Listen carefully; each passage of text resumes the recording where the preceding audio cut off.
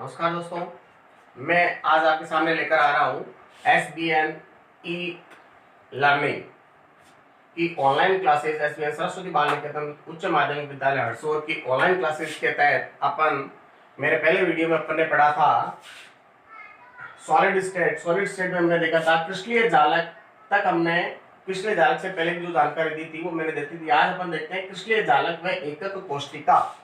सबसे पहले बात करते हैं अपन क्रिस्टलीय जालक की। क्रिस्टलीय जालक क्या होता है?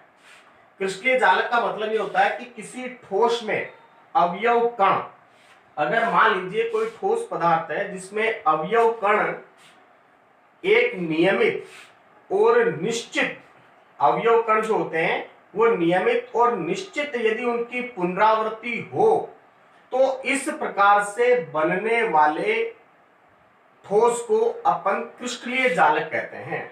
उसके एग्जैक्ट परिभाषा के लिए अगर अपन बात करें कि जैसे अगर मान लीजिए कोई क्रिस्टलीय जालक है, किसी क्रिस्टलीय जालक में अवयव कणों की जिनसे क्रिस्टलीय जालक मिलकर के बना होता है, अवयव कणों की तीनों विमाओं में या त्रिविमीय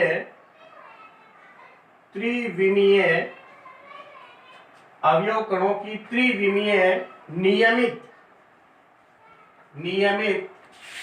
व निश्चित पुनरावृत्ति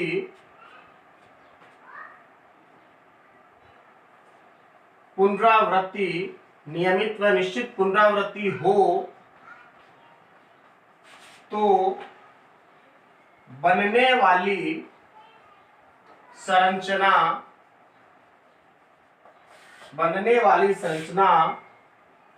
क्रिस्टलीय जालक कहलाती है। तो बनने वाली संरचना क्रिस्टलीय जालक कहलाती है।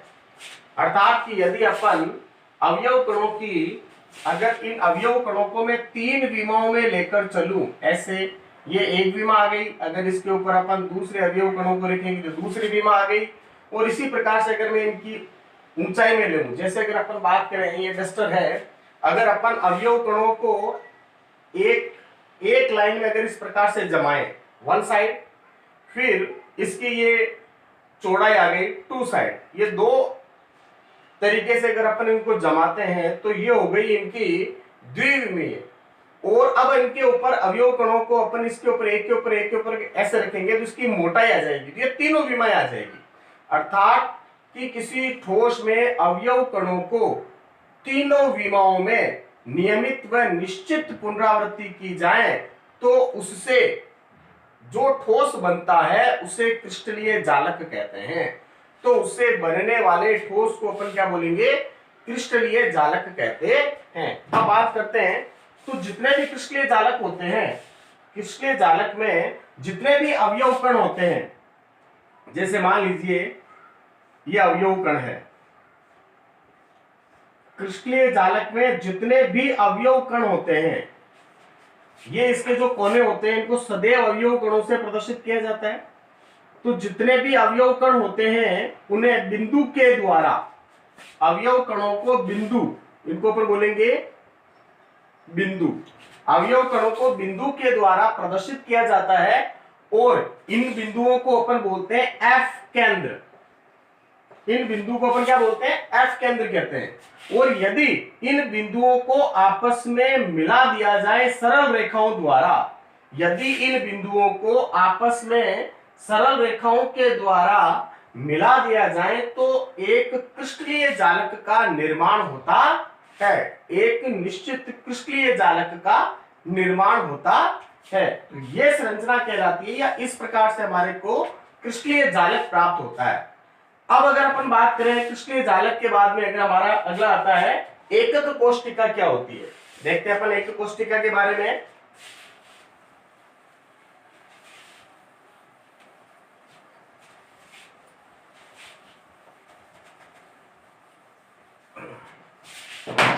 एकक कोष्टिका जो होती है वो वास्तव में एकक कोष्टिका जो होती है वो वास्तव में क्रिस्टलीय जालक का एक छोटा रूप है।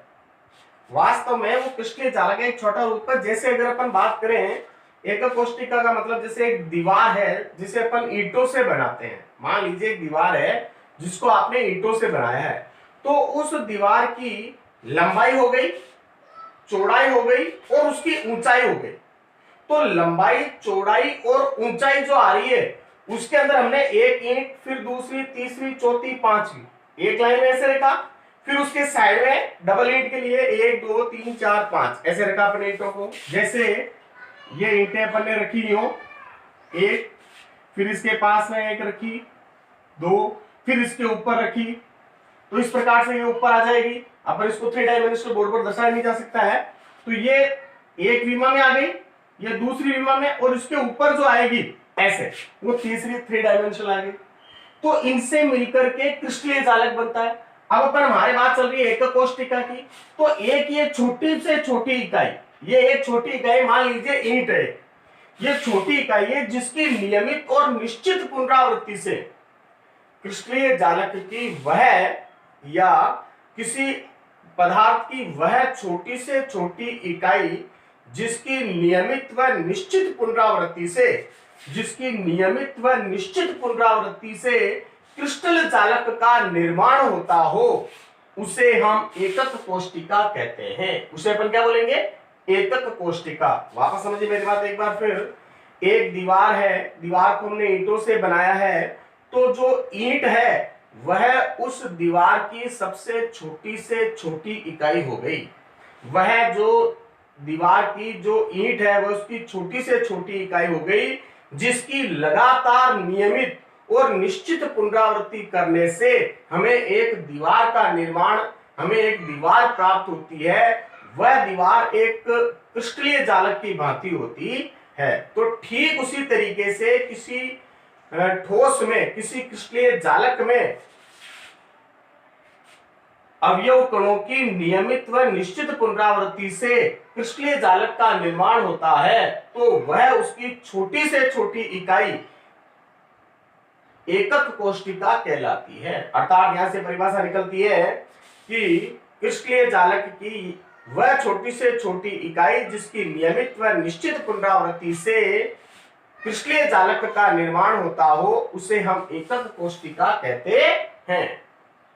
अगली बात आती है एकक कोष्टिका कैसी होती है। तो मैंने अभी आपको एक क्रिस्टलीय जालक बनाया था, सेम डिट्टो एकक कोष्टिका, वैसी की वैसी, कोई चेंज नहीं होता है। मैंने आपको पहले बताया कि एकक कोष्टिका कहो, एकक कोष्टिका जो होती है वो क्रिस्टलीय जालक का एक छोटा रूप होती है। एकक कोष्टिका जो होती है वो क्रिस्टलीय जालक का एक छोटा रूप होती है। तो एकक कोष्टिका में इसका निर्माण कैसे होता है, आखिर एकक कोष्टिका बनती कैसे है, इसका निर्माण कैसे होता है। तो एकक कोष्टिका के पैरामीटर होते हैं जिनसे एकक कोष्टिका बनती है। अपन देखते हैं एकक कोष्टिका के पैरामीटर। तो एकक कोष्टिका के पैरामीटर का मतलब क्या हो गया? ऐसे मापदंड जिनसे एकक कोष्टिका बनती हो। या आज अपन अगर एक छोटी से छोटी इकाई ले लेते हैं, मान लीजिए अपन ने एक दीवार बनाई, अगर एक पत्थर से मिलकर के दीवार बनती है, तो जो पत्थर है वो अक्रिस्टलीय है, उसकी कोई आकार आकृति कुछ निश्चित नहीं है। परंतु हमें यहाँ पर एकक कोष्टिका लेना, अर्थात जिसकी 3 डायमेंशनल स्थिति बिल्कुल समान हो, जिसकी नियमित पुनरावृत्ति से क्रिस्टलीय जालक हमारे को बनाना है। तो एकक कोष्टिका के कितने पैरामीटर होते हैं, एकक कोष्टिका को कैसे मापा जाए कि जिससे वह एक निश्चित और नियमित स्थिति में हमारे को प्राप्त हो। तो एकक कोष्टिका के 2 पैरामीटर होते हैं। टोटल वैसे 6 पैरामीटरों में इसको डिवाइड किया है, पर 2 प्रकार के पैरामीटर होते हैं। पहला आता है अक्षीय पैरामीटर,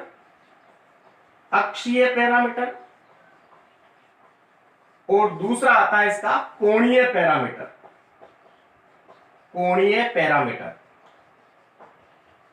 थोड़ा सा अपन इस चित्र में डायग्राम में देखते हैं। अक्षीय का मतलब क्या हो गया?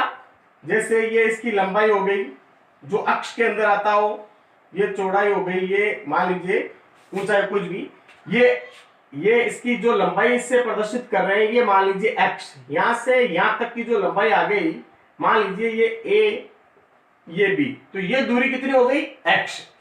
अब अगर मैं आपसे ये बात कहूं कि यहां से यहां तक एबीसी लिखने की जरूरत नहीं होती वैसे, फिर भी मैं समझा रहा हूं आपको, ये x हो गई, तो ये x अक्ष के अंदर आ गया, ये y अक्ष के अंदर, इसको अपन बोलते हैं, गलती के लिए क्षमा, वापस देखिए एक बार, ये इसकी x अक्ष हो गई, ये y अक्ष हो गई, ये z अक्ष हो गई, ये x अक्ष, ये y अक्ष और ये z अक्ष हो गई। तो यहां से ये जो विमा आई, यहां से यहां तक की जो दूरी है, ये जो x अक्ष है, इसको अपन बोलते हैं a से प्रदर्शित करते हैं, इसको अपन b से प्रदर्शित कर सकते हैं और इसको अपन c से प्रदर्शित कर सकते हैं। अगर अपन चाहें तो इसको अपन स्मॉल के द्वारा भी प्रदर्शित कर सकते हो, a b c as your wish. उसके बाद में अगर अपन बात करें तो इसका जो ये कोण है, इसको अपन बोलते हैं अल्फा, ये कोण आ जाएगा बीटा और ये कोण आ जाएगा गामा। तो इसके अक्षीय पैरामीटर कौन कौन से हो गए, ए बी एंड सी, जो इसकी लंबाइयों को प्रदर्शित करते हैं, और कोणीय पैरामीटर कौन कौन से हो गए, अल्फा, बीटा एंड गामा। इस प्रकार से ये इसके दो पैरामीटर हो गए, अक्षीय पैरामीटर और ओके। तो बेटा अपन बात करते हैं एकक कोष्ठिका के पैरामीटर के बारे में। अपन ने बात करी है, इसके तीन पैरामीटर होते हैं, वो होते हैं अक्षीय पैरामीटर, और तीन इसके होते हैं, वो होते हैं कोणीय पैरामीटर। तो टोटल इसके पैरामीटर कितने हो गए, 6 पैरामीटर, 6 पैरामीटर होते हैं इसके। 6 कितने होते हैं, टोटल पैरामीटर कितने हो गए, 6 पैरामीटर हो गए। अब अपन बात करते हैं एकक कोष्ठिका के प्रकार, टाइप्स ऑफ यूनिट सेल, एकक कोष्ठिका के प्रकार।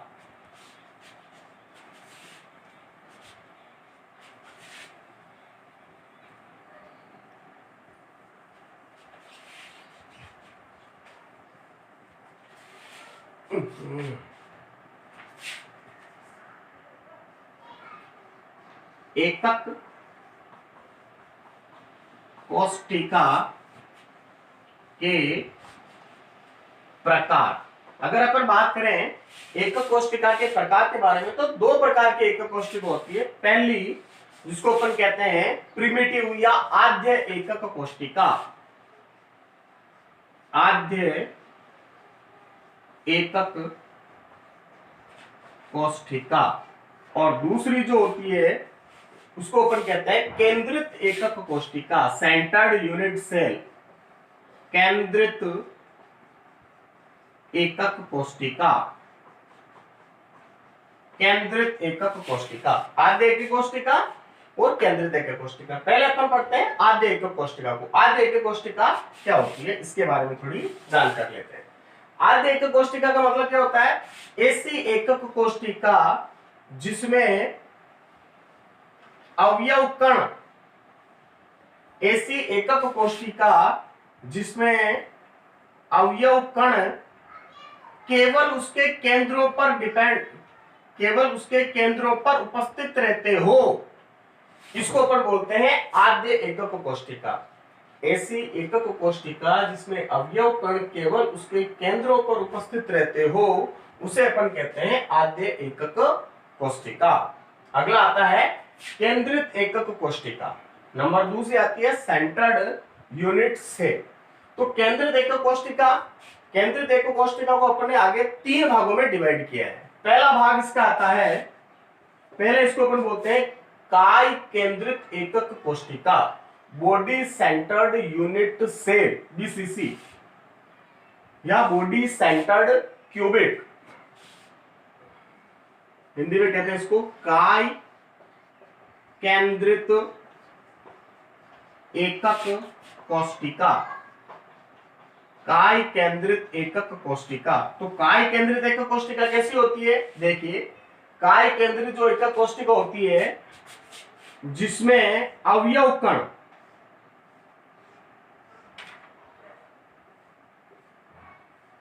जिसमें अवयव कण केंद्रों के साथ साथ, केंद्र पे होना ही होना है, केंद्र पे तो होना ही होना है, केंद्र पर तो होना ही होना है, उसके साथ साथ तो इसके कोणों पर तो होना ही होना है, उसके साथ साथ एक केंद्र में भी पाया जाता हो। एक अवयव कण क्यूबिक के एकक कोशिका के केंद्र में भी यदि पाया जाता हो तो उसको अपन बोलते हैं काय केंद्रित एकक कोशिका। दूसरी आती है एफसीसी, फलक केंद्रित एकक कोशिका। फलक केंद्रित एकक कोशिका। फलक केंद्रित एकक कोशिका का मतलब क्या हो गया कि यदि अगर अपन देखें ये कोई एकक कोशिका है, मान लीजिए ये एकक कोशिका हो गई, इसमें कोणों पर अवयव कण होने हैं। ये याद रखिए, आप हमेशा ध्यान रखिए कि चाहे एकक कोशिका कोई सी भी हो, अवयव कण सदैव उसके केंद्र पर तो होने ही होने। तो अवयव कण केंद्रों के साथ साथ प्रत्येक फलक पर भी उपस्थित हो।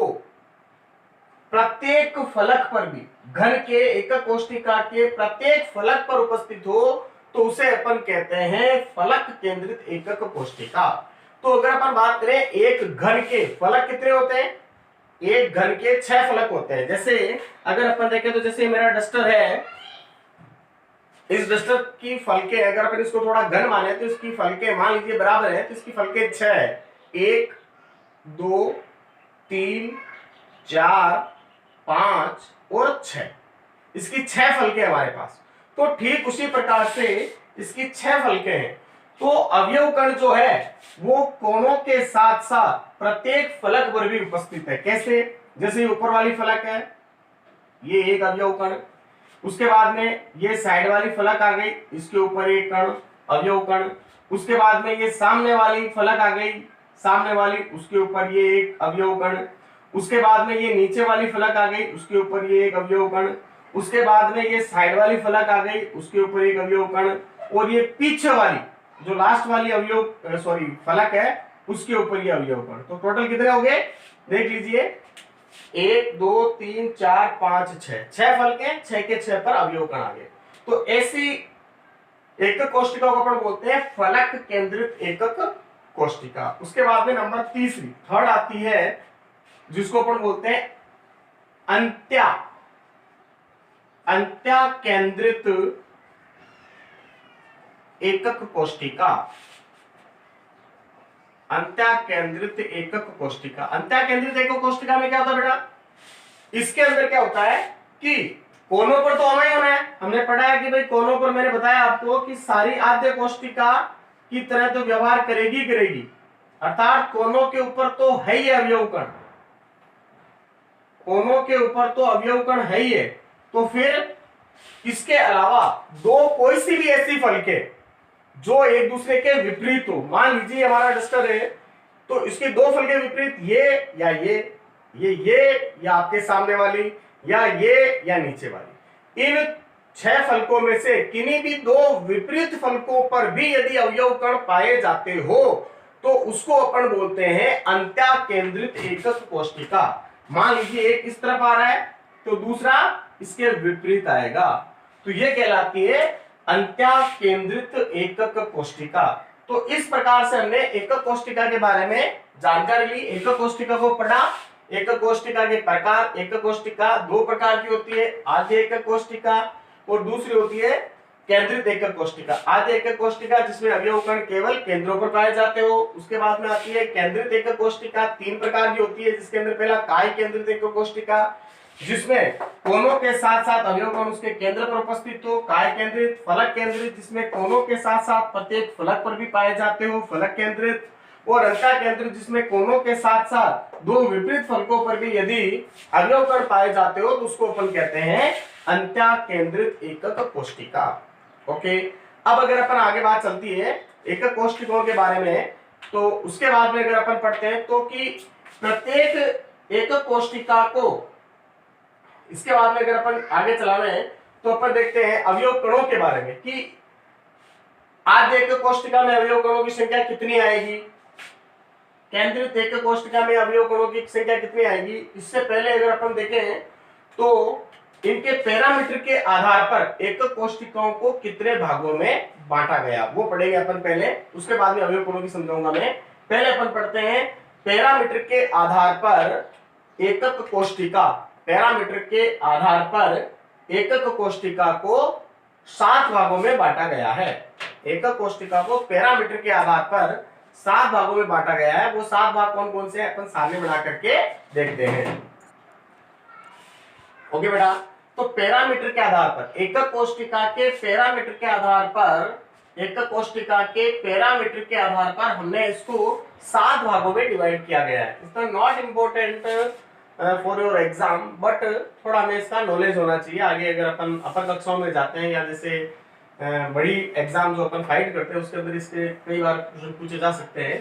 तो इन एकक कोष्टिकाओं के बारे में अगर अपन बात करें तो इसको 7 भागों में हमने डिवाइड किया है। पहला आता है घनीय एकक कोष्टिका, द्विसम लंबाक्ष एकक कोष्टिका, विषम लंबाक्ष एकक कोष्टिका, एकंताक्ष या मोनोक्लिनिक एकक कोष्टिका, षटकोणीय एकक कोष्टिका, त्रिसमन्ताक्ष एकक कोष्टिका और त्रिंताक्ष एकक कोष्टिका। इनके नाम है हिंदी में, मतलब मैं थोड़ा हिंदी पास आउट हूँ। उसके बाद अगर अपन बात करें घनीय एकक कोष्टिका के पैरामीटर, ये कैसी होती है, इसके पैरामीटर कैसे होते हैं, तो अगर अपन बात करें इसके पैरामीटरों की अगर अपन चले तो शायद तो अपन एक सारणी बना सकते हैं जिसके अंदर पहले लिख सकते हैं अपन कोणीय पैरामीटर, और उसके बाद अपन इसके लिख सकते हैं अक्षीय पैरामीटर। अक्षीय पैरामीटर अगर अपन बात करें कोणीय पैरामीटर के लिए तो घनीय एकक कोष्टिका में alpha is equal to beta is equal to gamma is equal to 90 degree, अर्थात कि इसके अंदर अल्फा बीटा और गामा तीनों ही कोण जो होंगे वो 90 डिग्री के होंगे। उसके बाद में अगर अपन बात करें इसके अक्षीय पैरामीटर की तो ए बराबर बी बराबर सी, अर्थात तीनों भुजाएं बराबर होगी, घन के समान होगी। अब नाम से पता चल रहा है द्विसमलंबाक्ष, अर्थात 2 भुजाएं समान होगी, तीसरी भुजा समान नहीं होगी। अगर अपन इसके बारे में बात करें तो ए बराबर B but not equal to C, अर्थात ए बी दोनों बराबर है पर तीसरी भुजा इसके समान नहीं है। जैसे अगर अपन इसके बारे में तो अपन जानते हैं तो जो सिंपल घन बनेगा जिसकी भुजाएं बिल्कुल बराबर हो, कोण बराबर हो। अगर इसकी बात करें तो 2 भुजाएं कोई सी भी, ये भुजा समान हो गई मान लीजिए, तो ये जो तीसरी भुजा ये छोटी हो गई, तो ये हो गया हमारा दूसरा। इसके अंदर अगर कोणों की देखें तो alpha is equal to beta is equal to gamma बराबर 90 डिग्री, अर्थात कोण 90 डिग्री का होगा। तीसरी बात करें विषम लंबाक्ष, तो इसमें नाम से पता चल रहा है विषम लंबाक्ष, अर्थात लंबाइयां तीनों की अलग अलग परंतु कोण फिर भी 90 degree. Alpha is equal to beta is equal to gamma is equal to 90 degree. परंतु इसके अंदर अगर अपन बात करें तो लंबाइयां A is not equal to B and B is not equal to C, इसमें तीनों ही सारी की सारी कैसी होती है, अलग अलग होती है। उसके बाद में अगर अपन बात करें तो उसके बाद में आता है एकंताक्ष। एकंताक्ष के लिए अगर अपन बात करें तो एकंताक्ष में क्या होगा, लंबाइयां भी बराबर नहीं होगी और साथ ही साथ उसके कोणों में भी थोड़ी परेशानी रहेगी, अर्थात कोण अल्फा और बीटा दोनों समान होंगे। अगर एकंताक्ष की बात करें तो अल्फा इजिकल टू बीटा, अर्थात ये दोनों बीटा होंगे, ये दोनों बराबर होंगे, परंतु gamma is not equal to 90 degree, और ना ही कोई ये भुजाएं आपस में समान होगी। इसको अपन कहते हैं एकंताक्ष। उसके बाद में आता है षटकोणीय। षटकोणीय का मतलब क्या हो गया कि षटकोण, आपने षटकोण देखा होगा, इस प्रकार से होता है, 6 भुजाओं से घिरी हुई आकृति, जैसे व्यंजन बनाते हैं अपन, तो इसकी कोई सी भी 2 भुजाएं तो आपस में क्या रहेगी, समान रहेगी। इसकी 2 भुजाएं आपस में A equal to B is not equal to C, परंतु इसके जो कोण होंगे वो alpha and beta is 90 degree but gamma is 120 degree. Gamma जो रहेगा वो 120 डिग्री का रहेगा। उसके बाद में आता है त्रिसमन्ताक्ष। त्रिसमन्ताक्ष के अंदर क्या होता है कि इसके अंदर कोण एक भी समान नहीं रहेगा परंतु भुजाएं सारी समान रहेगी, अर्थात त्रिसमन्ताक्ष में क्या होगा, कोण is not equal to beta and beta is not equal to gamma equal to 90 degree, कोई भी 90 डिग्री के बराबर नहीं रहेगा। अब ए बराबर बी बराबर सी, ये तीनों आपस में समान रहेगी। लास्ट आता त्रिंताक्ष, इसमें बिल्कुल कोई समान नहीं है। Alpha is not equal to beta is not equal to gamma 90 degree, कोई भी 90 डिग्री नहीं है। और A is not equal to B and B is not equal to C, कोई बराबर नहीं है। इसका मतलब ये हो गया कि यहां से हम इस साधन से पता लगा सकते हैं कि जो पैरामीटर के आधार पर एक कोष्टिका को डिवाइड किया गया है वो 7 भागों में इसको बांटा गया है। अब अगर अपन इसमें थोड़ी सी याद करने का अगर मैं आपको तरीका बताऊं तो इसमें कोई ज्यादा टेंशन वाली बात है नहीं। वैसे देखो, घनीय समान होती है सभी में, नाम से पता चल रहा है 2 भुजाएं लंबाक बराबर होती है। तीसरा विषम लंबाक्ष, यहां तक कोणों का मैटर तो हमारा है ही नहीं, कोण तो सभी के समान है। एक देखो लास्ट की देखिए त्रिंताक्ष, सारे अलग अलग है। तो 4 जो चीजें हैं वो तो हमें याद करने की जरूरत ही नहीं है। अब उसके बाद में 5 जो आती है षटकोण। षटकोण को हम जानते हैं कि ये कोण हमारे को 120 डिग्री का दिख ही रहा है। अब इसमें 2 कोण, एक इसके ऊपर आ जाएगा, ये 90 डिग्री हो गया, इधर वाला 2 कोण 90 डिग्री हो गए, तो हमारे पास षटकोण भी हो गया। अब केवल एकमताक्ष और त्रिसमताक्ष, इनमें थोड़ी सी समस्या है, इसको थोड़ा सा आपको याद करना पड़ता है, बाकी लगभग आसान है, टिपिकल वाली बात नहीं है। अब क्या हुआ कि इन 7 जो एकक कोष्टिकाएं हैं, इन्होंने एक वैज्ञानिक आए जिनका नाम था ब्रेवो नाम था उनका। तो ब्रेवो ने क्या किया, इन क्रिस्टलीय जालकों को 14 भागों में डिवाइड कर दिया। ब्रेवो के अनुसार क्रिस्टलीय जालकों को 14 भागों में बांटा गया है। ब्रेवो के अनुसार तो बेटा अपन चल रहे थे कि इसमें ब्रेवो नाम के एक वैज्ञानिक ने इसको 14 क्रिस्टलीय जालकों में, ब्रेवो के 14 क्रिस्टलीय जालकों में उन्होंने डिवाइड किया, जिसके अंदर उन्होंने घन के अंदर उन्होंने सबसे पहले बताए थे। घन में उन्होंने कहा कि 3 आ सकते हैं। 3 कौन कौन से? आद्य आ सकता है, फलक केंद्रित और काय केंद्रित। उसके बाद में उन्होंने इसके अंदर 2 जालक बताए थे, इसमें उन्होंने 4 जालक बताए थे, और उसके बाद में उन्होंने इसके अंदर 2 जालक फिर 1 1 1 बताए थे। टोटल ये 14 संख्या हो जाती है इनकी। तो यहाँ से केवल ब्रेवो का एक ही सवाल बनता है, एक या 2 सवाल बन सकते हैं यहाँ पर। पहला सवाल बनता है कि क्रिस्टलीय जालकों को ब्रेवो के अनुसार कितने भागों में विभाजित किया गया है? तो 14 क्रिस्टलीय जालकों को 14 क्रिस्टलीय जालकों में विभाजित किया गया है। और दूसरा सवाल बनता है, ब्रेवो के अनुसार सबसे अधिक ब्रेवो जालक किस एकक कोष्टिका के अंतर्गत आते हैं? तो वो है विषम लंबाक्ष एकक कोष्टिका या विषम लंबाक्ष क्रिस्टलीय जालक के अंतर्गत आते हैं। अब अगर अपना अगला टॉपिक रहेगा वो है एकक कोष्टिका में पाए जाने वाले अवयव कणों की संख्या की गणना करना।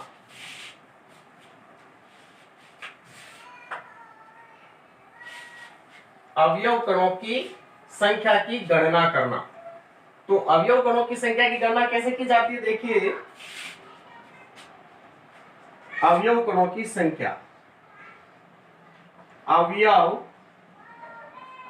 कणों की संख्या। तो अवयव कणों की संख्या कैसे रहेगी बेटा?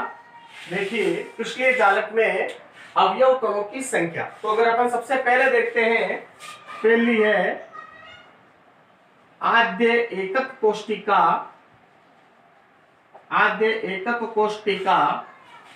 में अवयव कणों की संख्या। आद्य एकक कोष्टिका में अवयव कणों की संख्या। तो आद्य एकक कोष्टिका में अवयव कणों की संख्या कैसे रहेगी? अवयव कणों की संख्या का काउंट कैसे करेंगे अपन? तो हमने देखा कि आद्य एकक कोष्टिका में जो अवयव कण होते हैं वो केवल उसके कोनों पर पाए जाते हैं। वो केवल उसके कहां पाए जाते हैं? कोनों के ऊपर पाए जाते हैं। ये लो साहब, ये कोनों पर पाए जाते हैं। तो यहां से आद्य एकक कोष्टिका के अवयव कण जो कोनों पर पाए जा रहे हैं, तो इसके अवयव कण अर्थात आद्य एकक कोष्टिका में अवयव कणों की संख्या कितनी होगी? तो अगर अपन बात करें, जैसे कोई क्रिस्टलीय जालक ले लेते हैं, मान लीजिए ये एक कोई एकक कोष्टिका है, तो इसका एक कोना, 8 कोने होते हैं, 1 2 3 4 5 6 7 8, तो एक कोना कितने भागों से संबंधित रहेगा?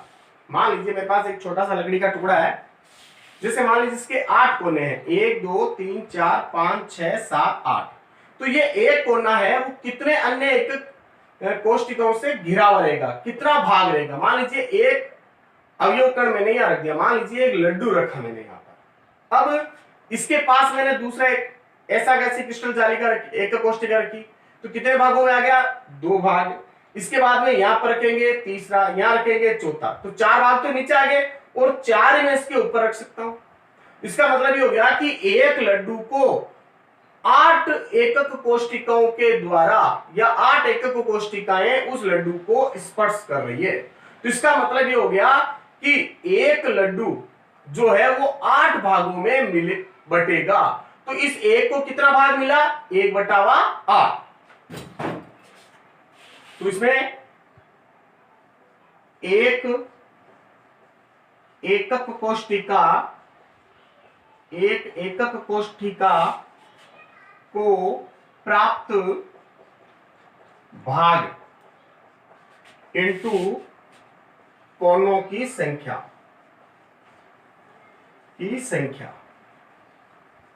तो देखिए बेटा, एक प्रत्येक कोने को, एक एकक कोष्टिका में प्राप्त भाग, एक एकक कोष्टिका को यदि कोणों में है केवल, तो 1/8 भाग मिलेगा, इनटू कोणों की संख्या कितनी हो जाएगी? 8। काटेंगे 1, तो अवयव कण, अर्थात आद्य एकक कोष्टिका में अवयव कण की संख्या कितनी होगी? केवल एक अवयव कणों की संख्या होगी। इसके अलावा 2 भाग हमारे और बच देते हैं, जिसके अंदर एक काय केंद्रित एकक कोष्टिका, फलक केंद्रित एकक कोष्टिका, और तीसरा आता है अंत्य एकक कोष्टिका। इनके बारे में अपन कल बात करेंगे, क्योंकि थोड़ा वीडियो लंबा हो जाता है, तो अपन कल इसके बारे में थोड़ी बात करेंगे। Thank you. आप मेरे चैनल को देखिए, सब्सक्राइब कीजिए और लाइक कीजिए, कमेंट कीजिए। जो भी कमियां हैं उसे अपन धीरे धीरे सुधार करेंगे। और हाँ, एक बात और विशेष आपके लिए, मैं एक शॉर्टली 1-2 दिनों के अंदर एक अपना वीडियो डाउनलोड करने वाला हूँ 10वीं क्लास के लिए केमिस्ट्री का। 10th क्लास के अंदर जो केमिस्ट्री के टॉपिक्स हैं, 5वां, 6वां, 7वां, 8वां, ये चारों टॉपिक में आपके इसके ऊपर अवेलेबल करवा दूंगा, फिजिक्स के भी अवेलेबल करवा दूंगा, बायो को इसके बाद में डालूंगा। देखते रहिए मेरे चैनल को। Thank you.